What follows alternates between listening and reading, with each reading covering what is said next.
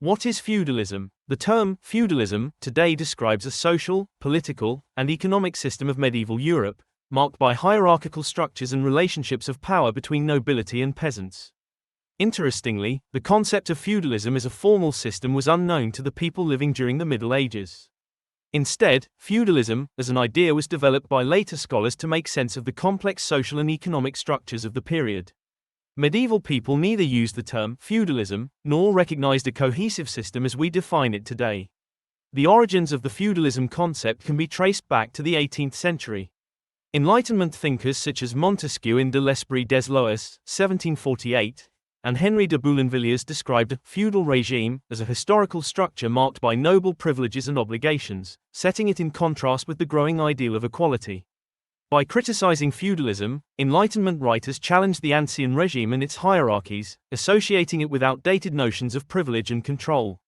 Adam Smith, in the same period, used feudal system to describe a societal structure based on inherited ranks and obligations, where wealth stemmed primarily from agriculture rather than market-driven economics.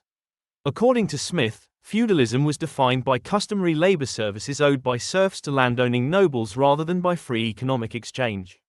The historical understanding of feudalism evolved over time. In the 19th century, Heinrich Brunner argued that the Frankish ruler Charles Martel laid the groundwork for feudalism in the 8th century by redistributing church lands to his followers in exchange for military support. This theory was later contested by historians such as Paul Foraker, who argued that these arrangements did not fundamentally alter the political landscape or create feudalism as a coherent system. In the 20th century, scholars offered various definitions. The French historian Marc Bloch defined feudalism from a sociological perspective, considering peasants as part of the feudal relationship, in which both vassals and peasants received protection in exchange for service. In contrast, Belgian historian François-Louis Ganshoff focused on a narrower legal and military definition, viewing feudalism as limited to relationships within the medieval nobility. Later, Georges Duby of the Annales school examined feudalism through the lens of economic and social history, exploring shifts in local power dynamics and the decline of centralized authority in favor of local lords' rule over peasants.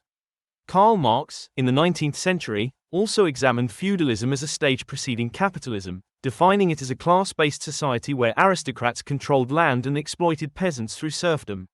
Marx's interpretation influenced later scholars, who applied his analysis to non-European societies, viewing feudalism as part of a broader, tributary, model, which included societies like Imperial China and the Inca Empire.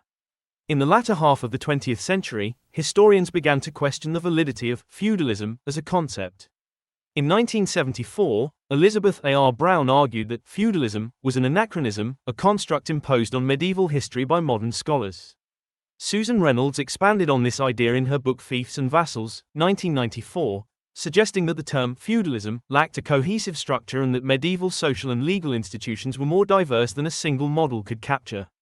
As a result, some historians today avoid using the term, arguing that it lacks precision and may misrepresent the complexity of medieval societies. In recent studies, historians have debated the relevance of feudalism in various cultural contexts.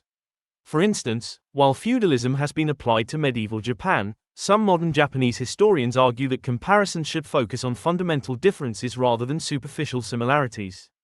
This debate underscores the challenge of applying the feudalism concept beyond its European origins.